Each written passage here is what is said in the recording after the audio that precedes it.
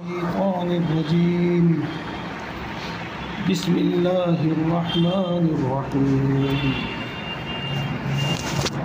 ألم تر إلى الذين أوتوا نصيبا من الكتاب يؤمنون بالجبت والطاغوت ويقولون للذين كفروا هؤلاء أهدى من الذين آمنوا سبيلا أولئك الذين لعنهم الله ومن يلعن الله فلن تجد له نصيرا صدق اللہ العظیم۔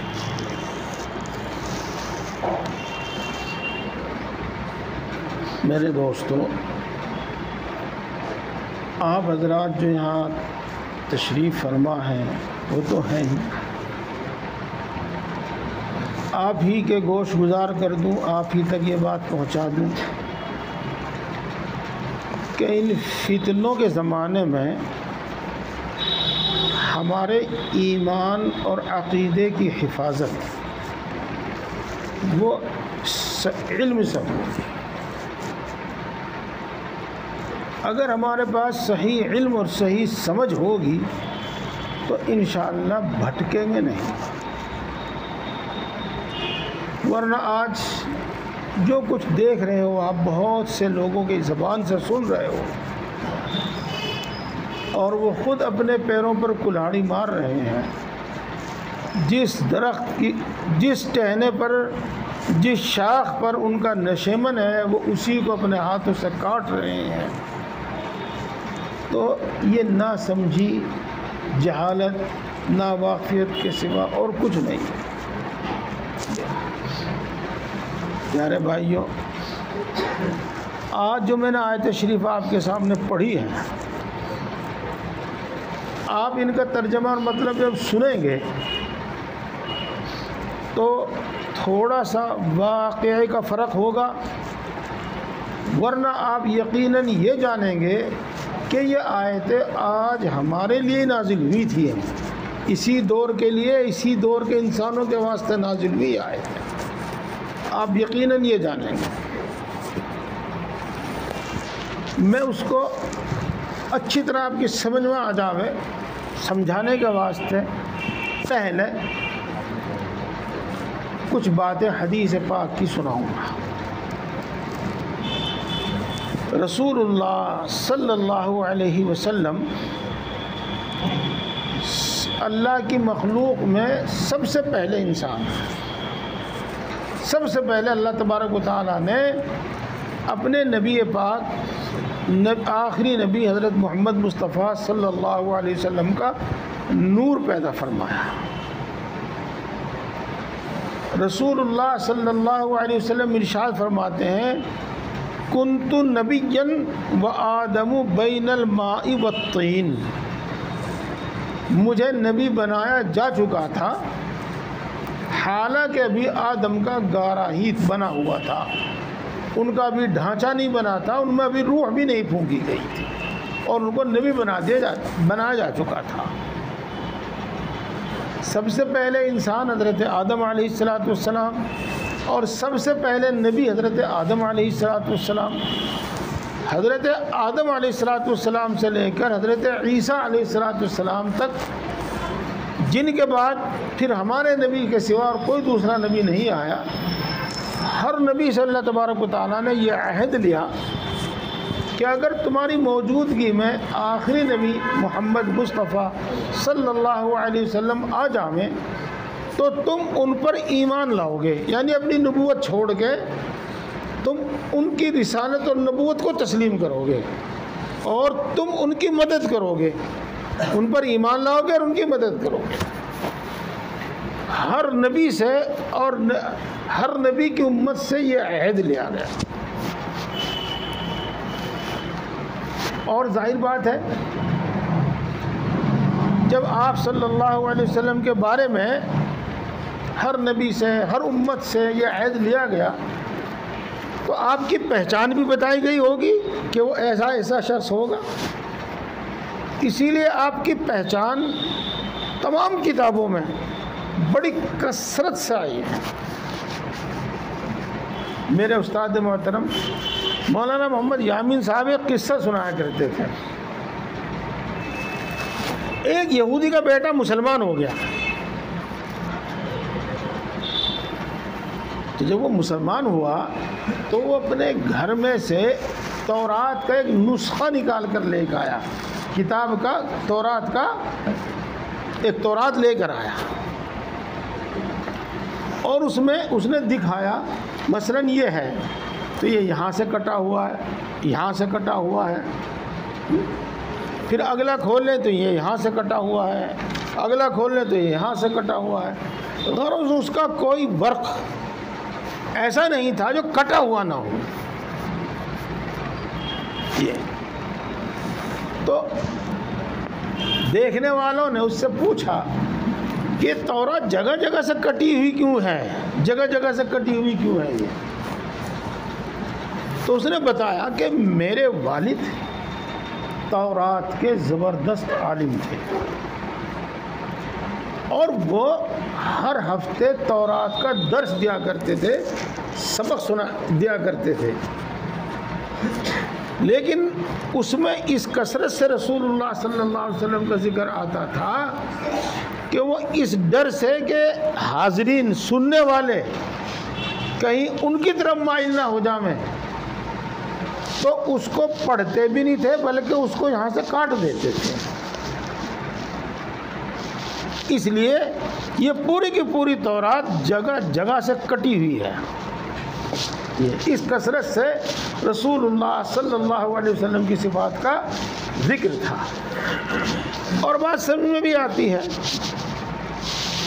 ماشاءاللہ آپ سنتے ہیں قرآن پاک ناظرہ پڑھتے ہیں, حفظ پڑھتے ہیں اور تراویح میں سنتے ہیں تو موسیٰ کا ذکر بہت آتا ہے.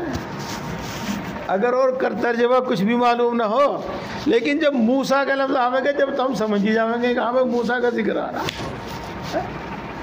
تو جس طریقے سے قرآن پاک میں موسیٰ علیہ السلام کا ذکر بہت کثرت سے ہے, ایسے ہی پہلی کتابوں میں رسول اللہ صلی اللہ علیہ وسلم کا ذکر تذکرہ بڑی کثرت سے تھا. آپ کی کیا کہیں بھویں ایسی ہوں گی, آپ کی آنکھیں ایسی ہوں گی, آپ کا ناک ایسا ہوگا, آپ کے دونوں مونڈوں کے بیچ میں مہر نبوت ہوگی, آپ کے بال ایسے ہوں گے, آپ کا سینہ ایسا ہوگا.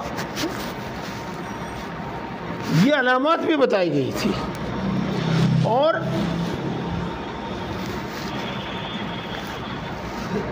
جو علمی باتیں ہیں وہ قرآن پاک میں بھی ذکر آئی ہیں, ذکر کی گئی ہیں کہ پہلی امتوں پر جو سخت احکام تھے وہ آ کر ان کو نرم کر دیں گے.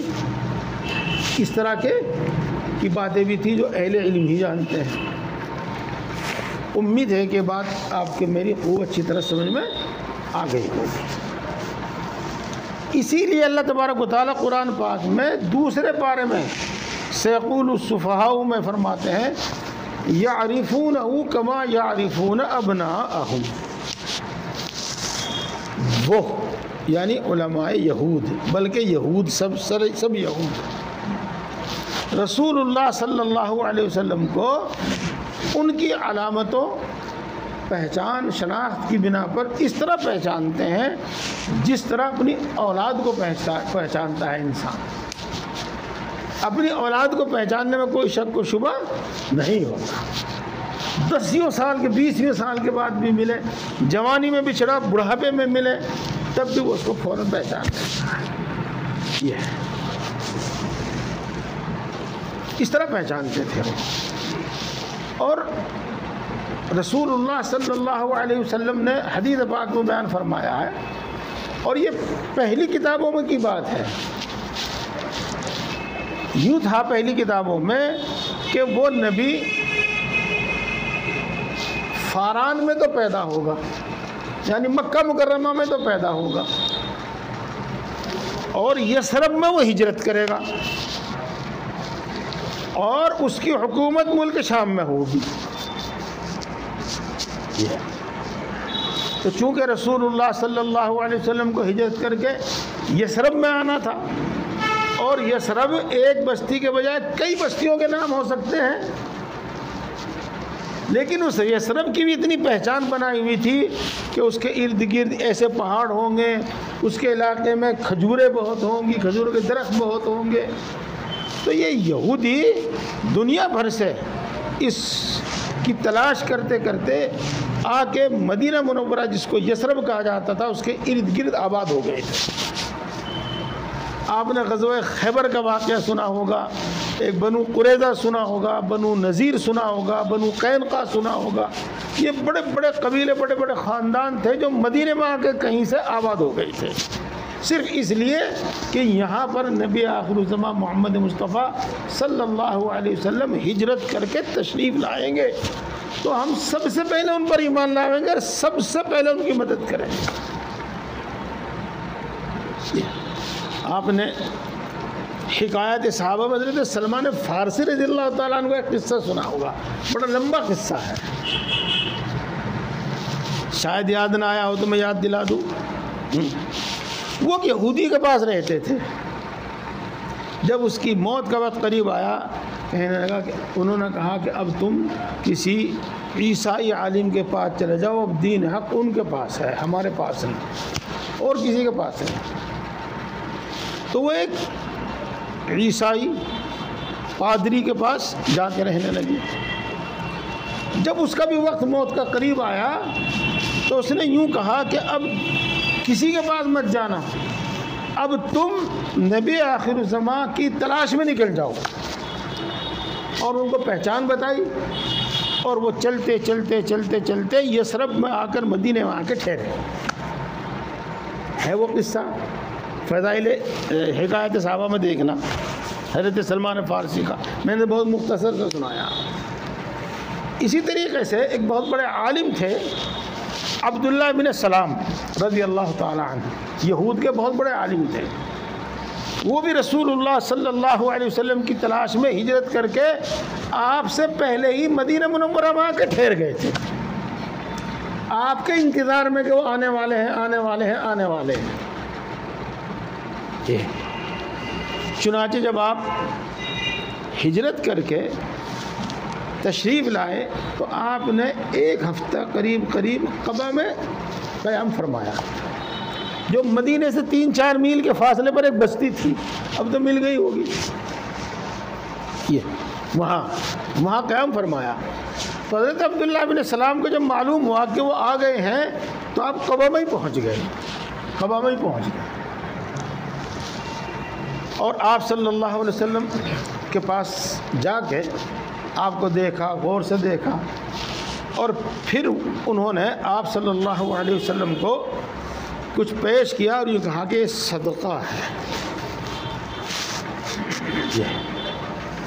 رسول اللہ صلی اللہ علیہ وسلم نے فرمایا ہم انبیاء کی جماعت صدقہ نہیں کھاتے، یہ لوگ. وہ چلے گئے. اس کے بعد پھر وہ کچھ لے کر آئے اور انہوں نے آپ کی خدمت میں پیش کیا کہ یہ لیجیے، یہ ہدیہ ہے. تو رسول اللہ صلی اللہ علیہ وسلم نے اس کو قبول فرما لیا. آپ صلی اللہ علیہ وسلم کی پہچان میں سے علامتوں میں سے ایک علامت یہ بھی تھی کہ وہ صدقہ نہیں لیں گے، ہدیہ لیں گے، ہبہ لیں گے. ہاں، بات تو میں دوسری بتا رہا، لیکن ایک کام کی بات ہے، مولویوں پہ طنز نہ کیا کرو کہ پڑے کھاوے ہیں، کماتے کچھ نہیں ہے، غرام ہیں، کھاوے. بھائی ان کی قسمت میں اللہ نے لکھا ہی اسی طرح کا کھانا. ہاں، حضرت شاہ عبد العزیز صاحب رحمۃ اللہ علیہ دلی میں بہت بڑے زبردست عالم ہیں. ہمارے جتنے بھی اکابر ہیں، حضرت مولانا قاسم صاحب، حضرت مولانا رشید احمد صاحب، حضرت مولانا منیر احمد صاحب، حضرت مولانا اور کون، یہ سارے کے سارے انہی کے شاگرد ہیں. تو ایک انگریز آیا، انہوں نے ان کی بات سنی، ان کا علم دیکھا تو حیران رہ گیا، دنگ رہ گیا. تو انہوں نے ان کے علم کی تعریف کی. پھر کہنے لگا جی مولانا آپ کا ذریعہ معاش کیا ہے، کھاتے کہاں سے ہو؟ تو جیسا کہ اللہ کھلاتا ہے. تو انہوں نے کہا یہ تو کوئی جواب نہیں، اللہ کھلاتا ہے، آخر وہ بھی عیسائی تھا. ہاں، حضرت نے اس کے بعد کچھ جواب نہیں دیا، کچھ جواب نہیں دیا. وہ بیٹھا رہا اور جب چلنے لگا تو اس نے کچھ روپیہ نکالا اور خدمت میں پیش کیا، لیے حضرت اپنے کام میں لے لیجیے گا۔ آپ نے وہ محبت سے لیا، جیب میں رکھا اور پھر فرمانے لگے یہاں سے کھاتا ہوں، یہاں سے کھاتا ہوں، دوبارہ اللہ کھلاتا۔ تو آپ نے ہدیہ قبول کیا۔ اس کے بعد حضرت عبداللہ ابن سلام آپ کے گرد چکر کاٹنے لگے، کبھی آگے کبھی پیچھے، کبھی دائیں کبھی بائیں۔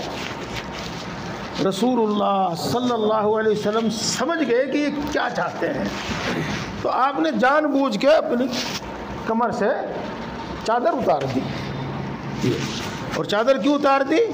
کہ دونوں مونڈوں کے بیچ میں کبوتر کے انڈے کے برابر گوشت ابھرا ہوا تھا، اور یہ مہر نبوت تھی۔ جیسے کہ مضمون کے آخر میں مہر لگاتے ہیں، کوئی بھی چیز اس میں آخر میں مہر لگاتے ہیں، تو چونکہ آپ آخری نبی ہیں اس لیے اللہ نے مہر لگا کر بھیجی تھی، اور وہ یہاں جو تھی وہ مہر نبوت تھی۔ تو عبداللہ ابن سلام جو آگے پیچھے کبھی آگے کبھی پیچھے ہو کے جو دیکھ رہے تھے، وہی دیکھ رہے تھے کہ وہ مہر نبوت بھی ہے کہ نہیں ہے۔ آپ نے چادر اتار کے وہ دکھا دی ان کو کہ لو دیکھ لو مہر نبوت ہے۔ اب آپ اچھی طرح سمجھ گئے ہوں گے کہ علماء یہود اور نصارہ، جن کو بنی اسرائیل کہتے ہیں، کہ وہ رسول اللہ صلی اللہ علیہ وسلم کو کس طرح پہچانتے تھے، اور آپ کے نبی برحق اور آپ کے دین کے برحق اور قرآن کے آخری کتاب ہونے کو کس طریقے سے جانتے مانتے تھے۔ حضرت عیسیٰ علیہ السلام نے وصیت کی تھی اپنی امت کو، اور یہ کہا تھا کہ آخری نبی آئیں گے، ان کا نام احمد ہوگا، اور تم ان پر ایمان لانا، ان کی نصرت مت کرنا۔ قرآن پاک میں بھی اس کا ذکر ہے، سورہ صف میں یہ ہے۔ یہ سب بات آپ نے سن لی، تو اب آپ اگلی بات سنیں۔ صرف ترجمے سے بات سمجھ میں نہیں آتی پوری، اسی لیے میں آپ کو سنا رہا ہوں، اور آپ اگلی بات جو آیت شریفہ میں بتایا گیا پھر خود سمجھیں گے۔ اللہ کے رسول صلی اللہ علیہ وسلم جب ہجرت کر کے مدینہ منورہ آئے تو دوسرے سال ایک بڑی زبردست جنگ ہوئی جس کو غزوہ بدر کہتے ہیں، اور اس نے سارے عرب کو حیران کر دیا اور اسلام کے دشمنوں کو فکر مند کر دیا۔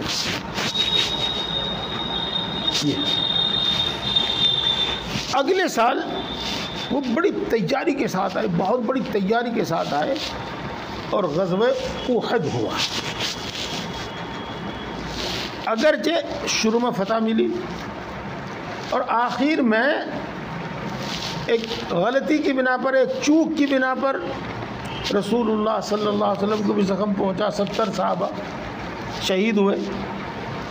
اور صورتحال یہ تھی کہ آج نعوذ باللہ پوری امت کا صفایا کیا جا سکتا تھا، لیکن اللہ کی قدرت، وہ اس سب فتح کے باوجود پھر میدان چھوڑ کر چلے گئے۔ کافی دور جانے کے بعد انہیں احساس ہوا، یا تم واپس کیوں چلے آئے؟ تمہیں تو ان سب کا کام تمام کرنا تھا، اور اندر مدینے میں جا کے سب کو ختم کرنا تھا، چلو واپس چلتے ہیں۔ لیکن ان کی پھر ہمت نہیں ہوئی واپس آنے۔ تو یہ دوسری جنگ ہوئی جس میں مسلمانوں کی شکست کے باوجود فتح ہوئی۔ تو اب مکے والے بھی اور آس پاس میں رہنے والے جو قبیلے تھے مشرکین کے، وہ بھی، اور ان سب سے زیادہ مدینے کے آس پاس جو یہود رہنے والے تھے، خیبر میں رہنے والے تھے، وہ فکر مند ہوئے۔ تو وہاں یہودیوں میں بہت بڑا عالم، بہت مالدار، بہت بڑا امیر الرئیس حی ابن اخطب نام کا تھا، اور بالکل اسی طرح کا ایک دوسرا شخص تھا، وہ کعب ابن اشرف کے نام سے تھا۔ انہوں نے ایک بہت بڑی تعداد اپنے ساتھ لی، سینکڑوں آدمی کہہ لیجیے، اور یہ مکہ مکرمہ پہنچے، خیبر سے، مدینے سے کہہ لو آپ، مکہ مکرمہ پہنچے، اور وہاں قریش کے سامنے جا کر ایک تجویز رکھی، اور وہ یہ کہ ہمارا تمہارا مشترکہ دشمن ہے اسلام اور مسلمان اور محمد، ہم سب اس کو مل کر متفق ہو کر اس سے نمٹیں اور اس فتنے کو ہمیشہ کے لیے ختم کر دیں. تو ان کے بڑے بڑے قلعے تھے خیبر میں خاص طور سے، اور ادھر آس پاس کی بستیوں میں جن کا نام میں نے ابھی لیا تھا، بنو قریظہ، بنو قینقاع وغیرہ. ان کی مدد کی وجہ سے قریش نے سمجھا اور یہ سب کہ بھائی اب تو ہم کامیاب ہو جائیں گے.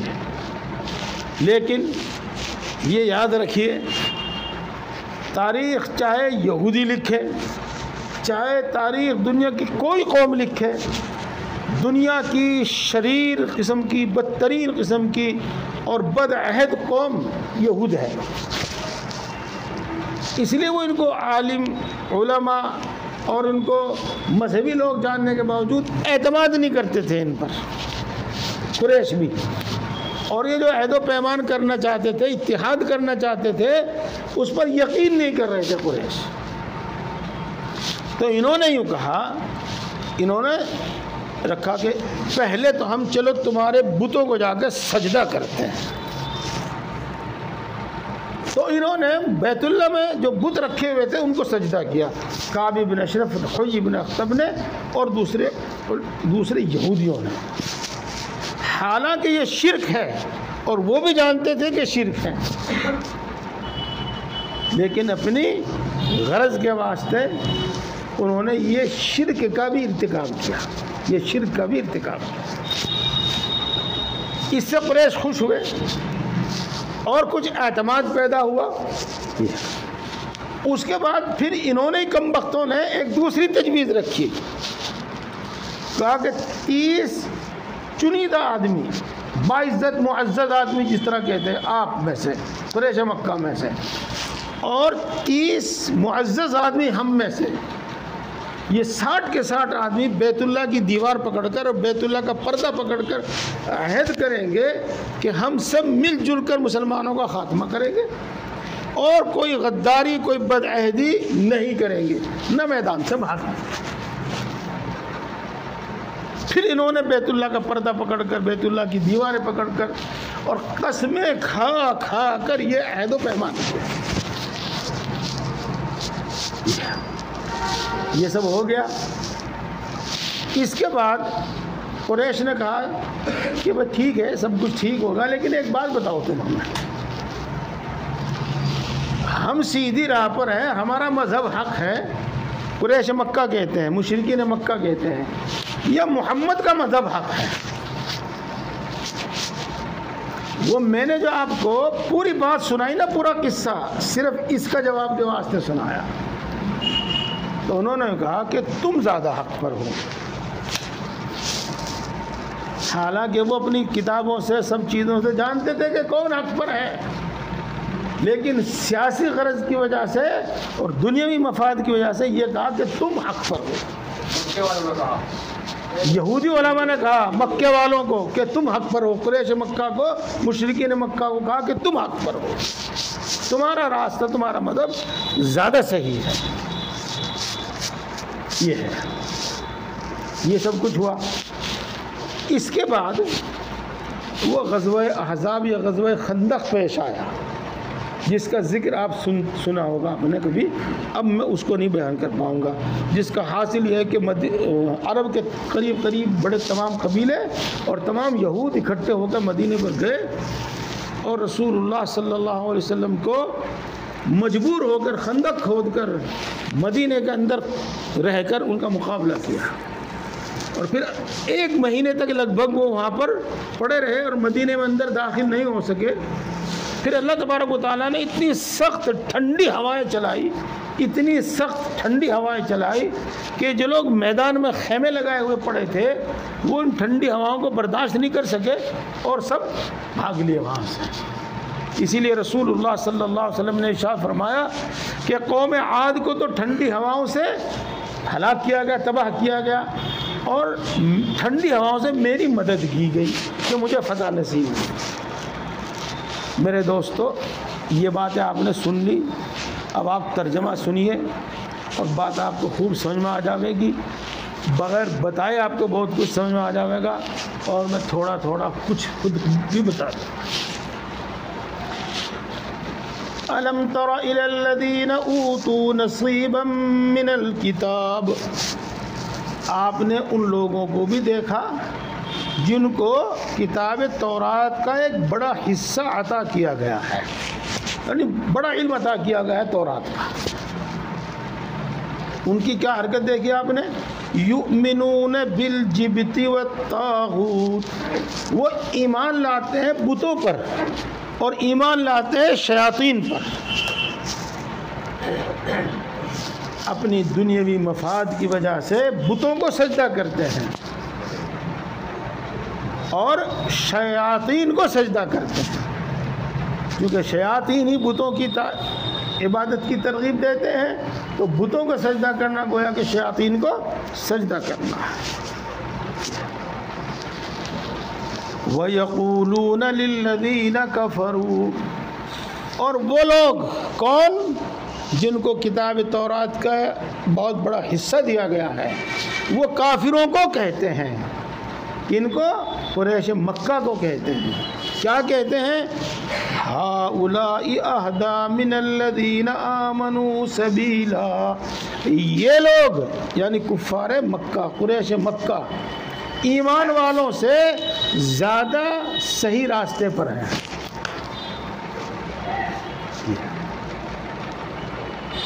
یہ ہوا۔ ابھی آگے چلنے سے پہلے اللہ تبارک و تعالیٰ نے ان کی جو سزا بیان کی ہے وہ سن لو۔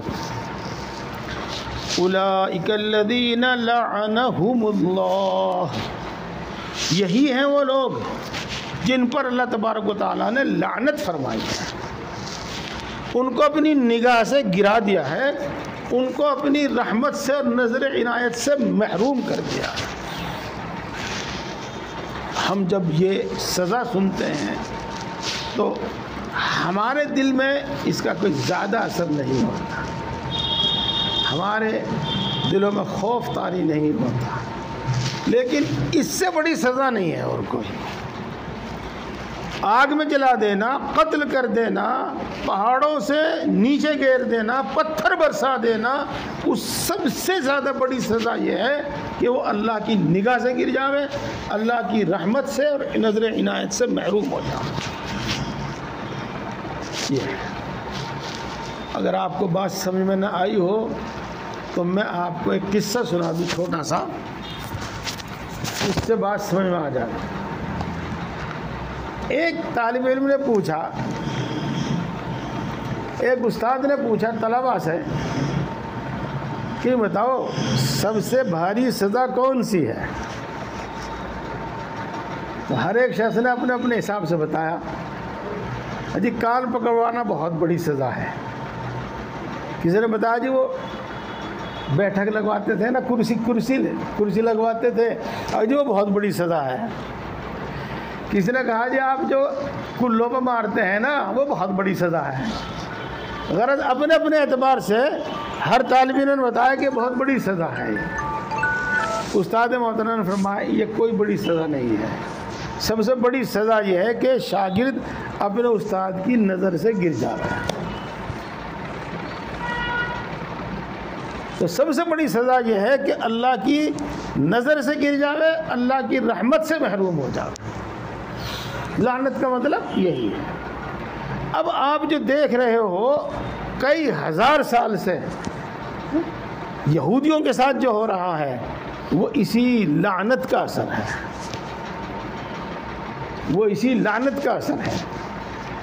یہ نہیں کہ پہلا واقعہ ہو، یہ تو سمجھو آخری واقعہ ہے۔ اس سے پہلے بھی ان کے بڑوں نے ایسی ایسی حرکتیں کی ہیں جن پر اللہ تبارک و تعالیٰ نے فرمایا کہ ہماری لعنت ان پر، فرشتوں کی لعنت ان پر، نیک بندوں کی لعنت ان پر۔ یہ آگے آپ اسی مطلب کو سمجھیں گے، اسی بات کو سمجھیں گے۔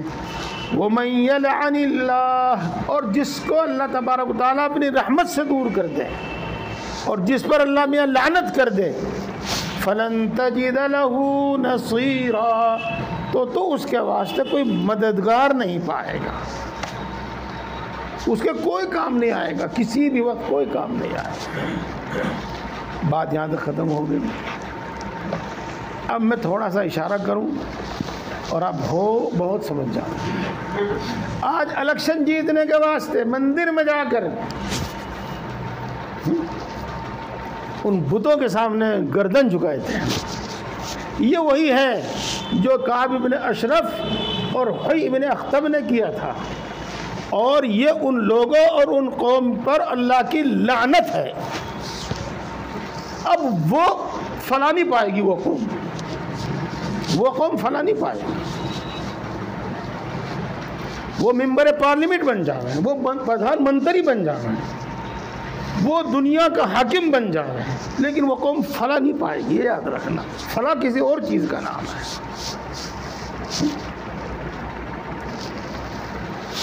وہ لوگ، ہم بھی رام کے منشج ہیں،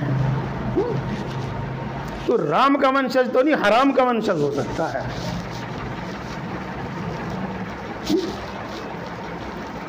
اپنی باتوں سے، اپنے عمل سے، ان کے طریقے، ان کے مذہب، اس کی وہ فضیلت بیان کرتے ہیں، اس کی خوبی بیان کرتے ہیں کہ یہ زیادہ صحیح ہے، ان کی بات صحیح ہے۔ یہ وہی ہیں جن پر اللہ کی لعنت ہے۔ الیکشن جیت جاویں لیکن اللہ کی لعنت ہے ان لوگوں پر۔ وہ قوم کبھی فلاں نہیں پائے گی، جس کے لیڈر ایسے ہوں گے وہ قوم کبھی فلاں نہیں پائے گی۔ جی ہاں، اور ان کے طریقے اختیار کرنا، ان کی تہذیب اور کلچر اختیار کرنا، جو یہ بتاتا ہے کہ ہمارے کلچر، ہمارے ریتی رواج سے بڑھیا ہے ان کا ریتی رواج۔ انہی پر ہے اللہ کی لعنت، ان پر ہے اللہ کی لعنت۔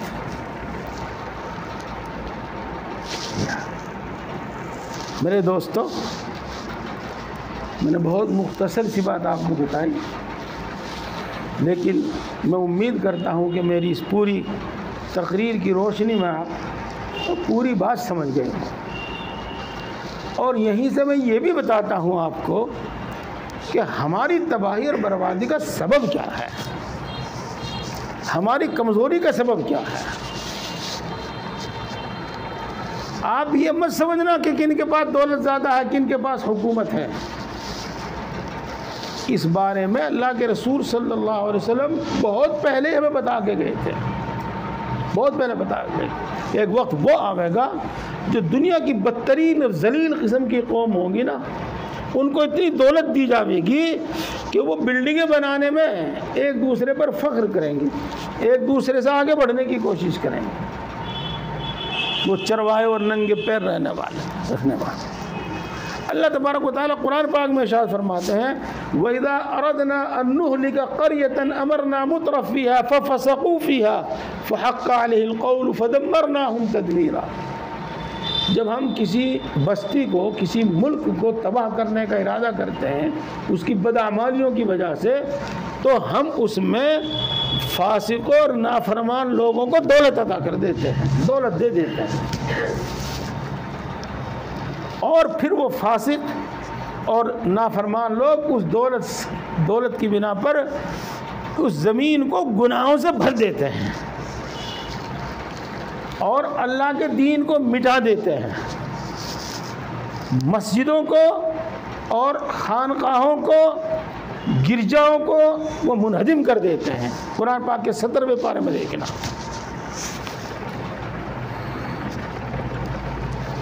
تو یہ بالکل آپ ایسے سمجھو، میں نے ایک دن پچھلے سال جلسے میں بھی بات سمجھانے کی کوشش کی تھی، یہ بلب جل رہے ہیں، روشنی ہو رہی ہے، یہ بلب بجھا دو، روشنی کم ہو جائے گی، اندھیرا ہو جائے گا۔ وہ باہر والا بھی بجھا دو اور روشنی کم ہو جائے گی۔ آس پاس کے سب جتنے بلب ہیں وہ بجھتے چلے جائیں گے تو اندھیری اور تاریکی بڑھتی چلی جائے گی۔ جب ہم اپنے دین میں کمزور پڑتے چلے جائیں گے تو کفر کی ظلمت اور کفر کی تاریکی، کفر کی طاقت بڑھتی چلی جائے گی. بس یہی ہے، اور دوسرا کچھ سبب نہیں. اور اللہ تبارک تعالیٰ نے قرب قیامت کے بارے میں یہی فرمایا ہے کہ جب اللہ اس دنیا کو، انسانوں کو ایک مہلت اور دے گا اور حضرت مہدی کو بھیجے گا، حضرت عیسیٰ علیہ السلام کو بھیجے گا، اس کے بعد پھر مہلت نہیں دے گا. پھر جب اس میں ظلم ہوگا تو اللہ اپنے نیک بندوں کو اٹھا لے گا، اور جب اس پر برے لوگ رہ جائیں گے پھر قیامت قائم کرے گا. تو دوسری بات بھی اچھی طرح سمجھ لیجئے گا آپ کہ منتری بن جانا، یہ سنسد بن جانا، مکھیہ منتری بن جانا، راشٹرپتی بن جانا، دولت مند ہو جانا، فیکٹریوں کا مالک ہو جانا، یہ کوئی خوش نصیبی کی بات نہیں ہے، کوئی اچھی بات نہیں ہے، نہ یہ کامیابی کی بات ہے. اور آپ تو جانتے ہیں 1 منٹ میں فرشتہ آ گئے سب کچھ چھین کے چل. یہ چیز ہے. اس واسطے اس آیت پر پھر بھی غور کرنا، جب اس کی تلاوت کرو تو اس کا ترجمہ دیکھنا. چلو میں ایک مرتبہ ترجمہ پھر کر دیتا ہوں، کوئی ایسی بات نہیں، وقت تھوڑا سا پڑھا. الم تر الی الذین اوتوا نصیبا من الکتاب، کیا آپ نے ان لوگوں کو دیکھا ہے جن کو تورات کتاب کا بہت بڑا علم کا حصہ دیا گیا ہے؟ یؤمنون بالجبت والطاغوت، وہ بتوں پر اور شیاطین پر ایمان لاتے ہیں.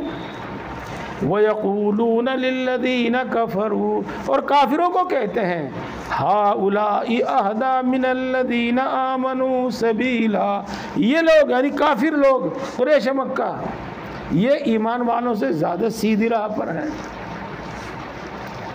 أُولَٰئِكَ الَّذِينَ لَعَنَهُمُ اللَّهُ، یہی ہیں وہ لوگ جن پر اللہ نے اپنی لعنت فرمائی ہے، اپنی رحمت سے ان کو دور کر دیا ہے، اپنی نظر عنایت سے ان کو محروم کر دیا ہے. وَمَن يَلْعَنِ اللَّهُ، اور جس پر اللہ لعنت کرے، جس کو اللہ اپنی رحمت سے دور کر دے، فَلَن تَجِدَ لَهُ نَصِيرًا، تو اس کے لیے کوئی مددگار نہیں پائے گا. الحمدللہ.